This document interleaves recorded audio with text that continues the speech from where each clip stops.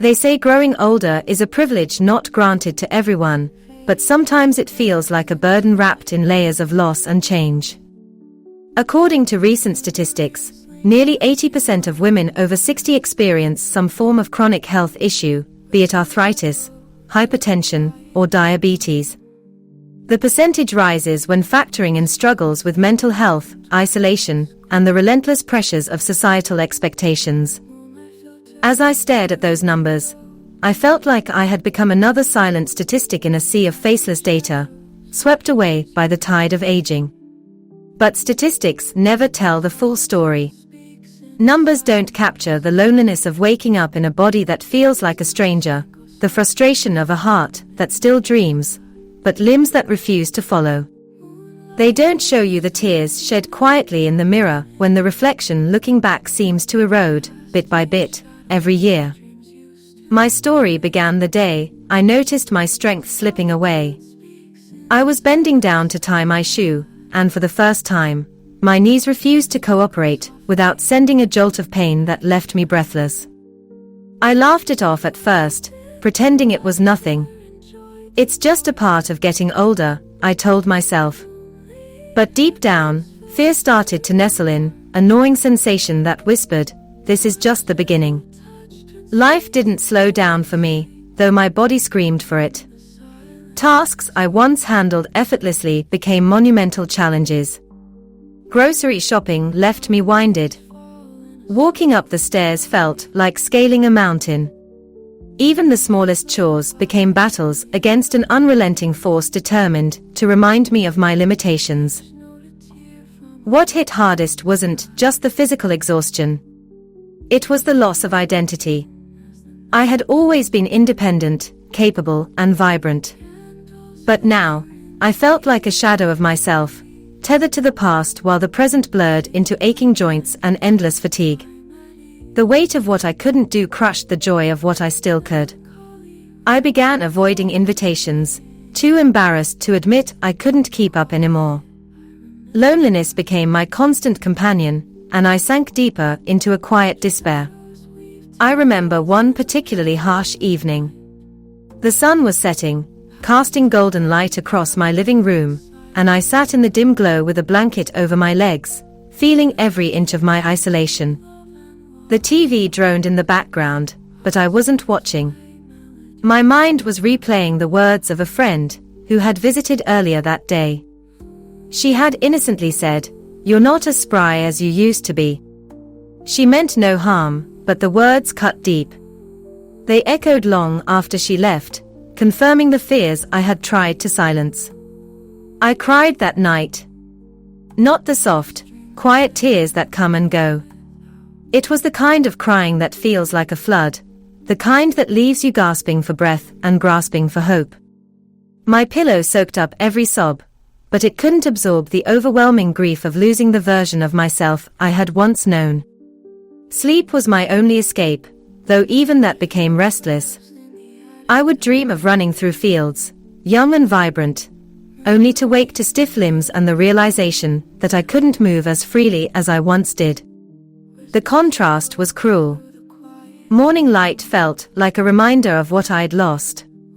Days blurred into one another, each marked by the same routine of pain and exhaustion. I became terrified of the future. What more would I lose? How much harder would life become? I kept these thoughts to myself, ashamed of the vulnerability I felt. After all, wasn't I supposed to be strong? I had weathered so many storms before, why was this different? I wish I could say that someone swooped in to rescue me, that there was a single defining moment when everything changed, but that isn't the truth. What's true is the ache of uncertainty, the slow erosion of confidence, the sheer effort it took just to get through each day. I was battling not just my body but my mind. I felt trapped in a cycle of self-doubt, hopelessness, and fear. Every glance in the mirror reminded me of the passing years. My hair, once thick and dark, was thinning. Wrinkles traced my face like a map of all the laughter and pain I had known. But they didn't feel like marks of wisdom, they felt like reminders of time slipping away. I wanted to give up more times than I care to admit. There were days when even opening the blinds felt like too much. I convinced myself that the world no longer needed me, that I had become invisible. The loneliness was suffocating. I craved connection, but felt too weary to seek it. Yet somehow, through the tears, the pain, and the endless struggle, I found the strength to keep going. It wasn't easy, and it wasn't without setbacks. There were moments when I stumbled, when I doubted everything. But I kept waking up. I kept breathing. And I realized something simple, yet profound. There is more to this journey than what I had lost. But that's another story, a story about finding light in the darkest moments. This is not where my story ends. It's just the beginning of how I began to rise again. I wish I could tell you that there was a sudden spark that pulled me out of the darkness, but it wasn't like that. Healing doesn't come in a rush. It creeps in slowly, like dawn breaking after a long night, barely noticeable until you're finally bathed in its warmth. Yet, before that light came, I had to endure the worst of it. There were days when the weight of it all seemed unbearable. One morning stands out in particular. I sat on the edge of my bed, staring at the floor, trying to summon the will to stand. My legs felt like they were made of stone. The simple act of rising, something I had done effortlessly for decades, became a monumental task. And as I sat there, I felt a sharp, stabbing loneliness that words could never fully capture. I tried to reach out once, to a friend I hadn't spoken to in months. Her voice was warm, full of life, and I wanted to match that energy. But I couldn't. The words caught in my throat. She asked how I was doing, and I lied. "I'm fine," I said, forcing a smile she couldn't see. But I wasn't fine. I was anything but fine. What I couldn't tell her was how much it hurt to feel forgotten by the world, to feel like time had moved on without me. I felt irrelevant, like a relic of the past that no one needed anymore. And that's a pain that runs deep. It isn't just about the physical changes, though those were hard enough. It was the emotional weight of feeling like I no longer had a place, like I had become invisible. There were moments when I envied younger people. Not for their youth or their beauty, but for the simple freedom they seemed to possess, the ease with which they moved through the world. I used to be like that, once. I used to wake up without wondering how much pain the day would bring. I used to walk with confidence, my steps sure and strong. But that felt like a lifetime ago. The hardest part, perhaps, was the isolation. I began to withdraw, ashamed of my limitations, embarrassed by how much I struggled. I stopped going out. I stopped answering calls. I even stopped looking forward to things I once loved, reading, gardening, even watching my favorite shows. Nothing felt the same. Nothing felt like it used to. Nighttime was the worst. It was when the silence became deafening, and the thoughts I tried to push away during the day would come rushing back with a vengeance. I would lie awake, staring at the ceiling, consumed by a profound sadness that I couldn't shake. The world outside kept turning, but I felt frozen, stuck in a body that was betraying me and a mind that couldn't find peace. I wanted to scream, to cry out for help, but I didn't. Instead, I swallowed my pain, pretending I could handle it. Pretending I didn't need anyone. But the truth is, I was breaking. Slowly, quietly, I was falling apart. One evening, I found myself sitting in the dark, the television off, the house silent. I looked around and realized I couldn't remember the last time I had felt joy. Real joy, the kind that fills you up and makes you forget, even for a moment, the weight you're carrying. I tried to remember, but the memories felt distant, like they belonged to someone else. In that moment, I felt the most profound grief I have ever known. Not for someone I had lost, but for the person I used to be. The vibrant, lively woman who laughed easily, who danced without care, who believed in the future. She felt like a ghost now, a distant memory I could barely hold on to. But even as I sat there, consumed by sadness, something deep within me stirred. It wasn't hope, not yet. It was more like defiance. A quiet, stubborn voice that whispered, "This can't be the end." It wasn't loud, and it wasn't strong, but it was there. And somehow, that small voice kept me going. I didn't know how I would find my way out. I didn't know if I even could. But I knew one thing for certain. I wasn't ready to give up. Not yet. There had to be more. There had to be something beyond the pain, the loneliness, the fear. And so, I held on. Through the darkest nights and the hardest days, I held on. And though I didn't know it then, that small act of holding on would be the beginning of something I never expected, a journey back to myself. But that's a story for another time. When I made the decision to hold on, I had no idea how difficult it would be. Every fiber of my being wanted to slip back into the comfort of despair, but something deep within me refused to let go. I didn't know where to begin. All I knew was that I couldn't stay in that dark place forever. What came next wasn't a grand transformation. It wasn't some miraculous, life-altering event. It was one simple act. I got out of bed. That first step was the hardest. My legs felt weak, my back ached, and the heaviness in my chest almost pulled me back down, but I stood. It wasn't graceful, and it wasn't easy, but it was something. That day, my victory was standing up when every part of me wanted to stay down. The next day, I stood again. And the day after that, I forced myself to walk to the kitchen, make tea, and sit at the table instead of retreating to my usual corner on the couch. It was a small change, almost imperceptible, but it was the beginning of a shift I hadn't expected. I wasn't moving mountains, but I was moving. And that mattered. I realized I needed help. The journey was too heavy to carry alone, so I made the decision to reach out. It was terrifying. Admitting I was struggling felt like admitting I had failed, but I knew I couldn't keep pretending everything was fine. I called a local wellness center, my voice trembling as I asked if they offered any support groups. I felt foolish, but the voice on the other end was kind. She told me there was a group that met weekly, focused on health and wellness for older women. I hesitated but eventually agreed to join.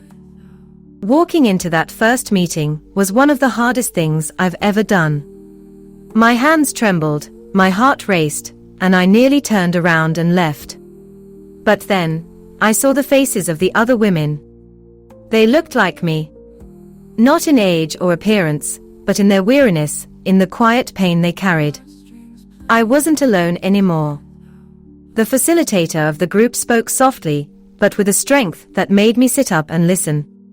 She talked about self-care, not in the glossy, superficial way I had seen in magazines, but as something raw and necessary. She explained that small acts of care were the foundation of wellness. She encouraged us to find one thing each day that brought us even a flicker of joy. I didn't believe it would help, but I was desperate enough to try. The first thing I chose was simple. I opened the window. I let the fresh air in, and for the first time in weeks, I felt the breeze against my skin. It wasn't a cure, but it was a start. I began to focus on small moments. The warmth of a cup of tea, the sound of birds outside, the feeling of stretching my arms toward the sky. Each day, I found one small thing to hold on to, and each day, it got a little easier. I also began to pay attention to my body. I had spent so long resenting it, angry at its limitations, but I realized I needed to care for it if I wanted any chance at healing. I started with gentle stretches, nothing strenuous, just simple movements to remind myself that my body still had strength left. I learned to listen to it, to honor its needs instead of pushing it beyond its limits. Nutrition became another cornerstone.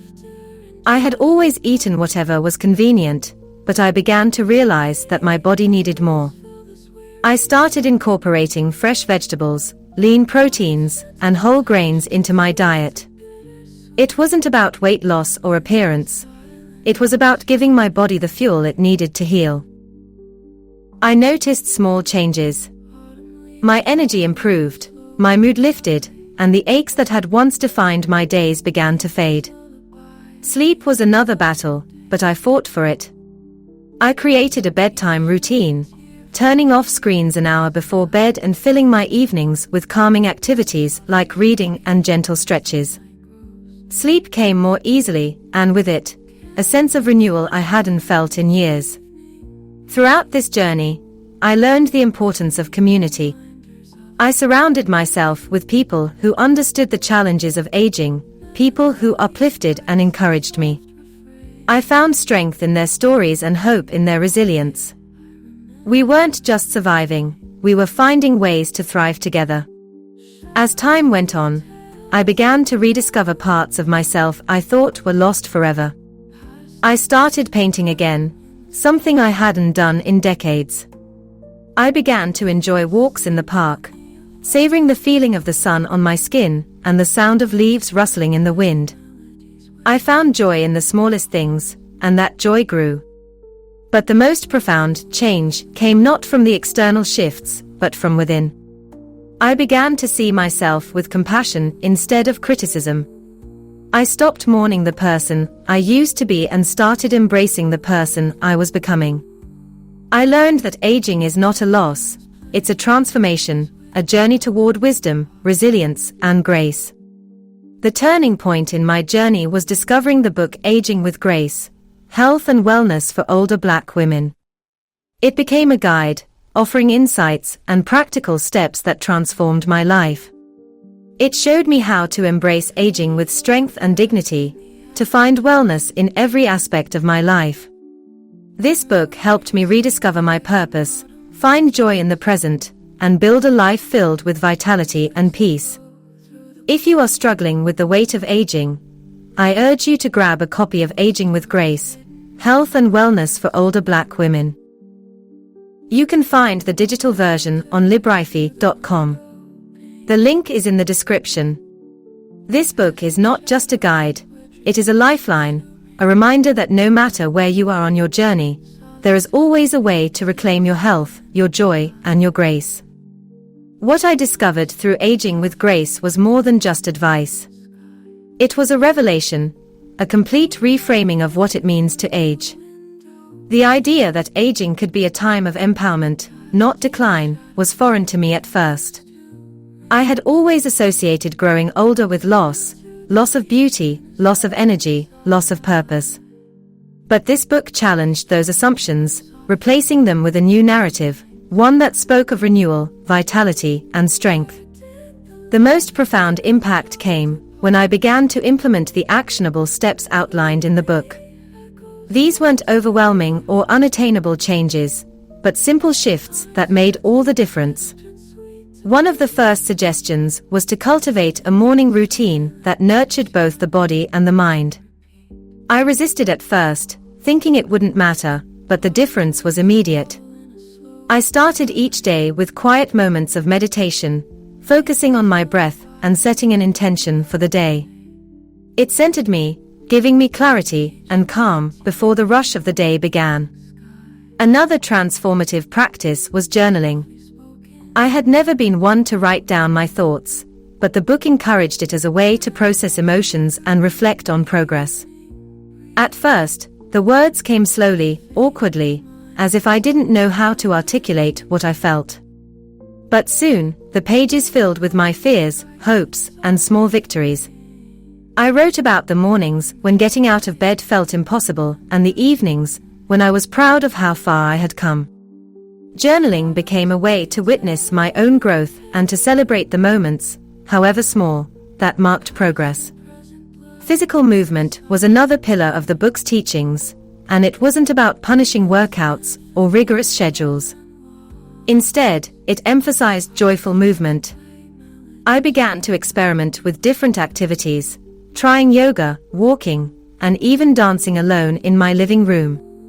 What surprised me most was how much my body remembered how to enjoy movement. It wasn't about achieving a certain look or reaching a fitness goal. It was about feeling alive, honoring the body that had carried me through so much. Nutrition also played a crucial role in my transformation. I learned to approach food not as a source of guilt or restriction, but as nourishment. The book provided guidance on mindful eating, encouraging me to savor each bite and choose foods that truly fueled me. I discovered a love for cooking again, creating vibrant, nourishing meals that left me feeling energized rather than depleted. I embraced whole foods, vibrant greens, and rich sources of protein, not because I had to but because my body craved them. The emotional and mental aspects of wellness were perhaps the most challenging, but also the most rewarding. The book guided me through releasing the guilt and shame I had carried for years. Guilt over past mistakes, shame over my aging body. It taught me to replace self-criticism with self-compassion, to speak to myself with kindness rather than judgment. I learned that caring for my mental health was just as important as physical wellness, and that meant setting boundaries, seeking support, and allowing myself to rest without guilt. What stands out most in my journey is how the book helped me reframe my mindset. Instead of seeing aging as something to fight against, I began to see it as an opportunity to cultivate wisdom and resilience.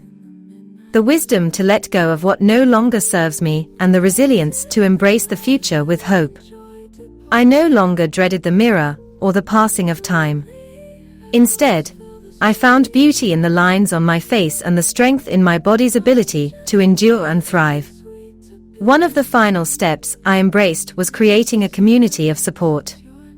Aging can feel isolating, but the book emphasized the importance of connection. I reached out to friends, joined new groups, and allowed myself to be vulnerable with others. In doing so, I found that I was not alone in this journey. We lifted each other up, shared our struggles, and celebrated our victories together. That sense of belonging was transformative, reminding me that we are stronger together. As I sit here now, reflecting on the woman I have become, I am filled with gratitude. Gratitude for the strength I found within myself, for the support of those who walked this journey with me, and for the guidance that helped me transform. Aging with Grace: Health and Wellness for Older Black Women was not just a book, it was a lifeline. It showed me that aging is not an end, but a new beginning, a chance to embrace life with purpose and joy. If you are ready to reclaim your health, your joy, and your life, I encourage you to get a copy of Aging with Grace. You can find the digital version on libraifi.com. The link is in the description. This book has the power to change your life as it changed mine, showing you that the best is yet to come.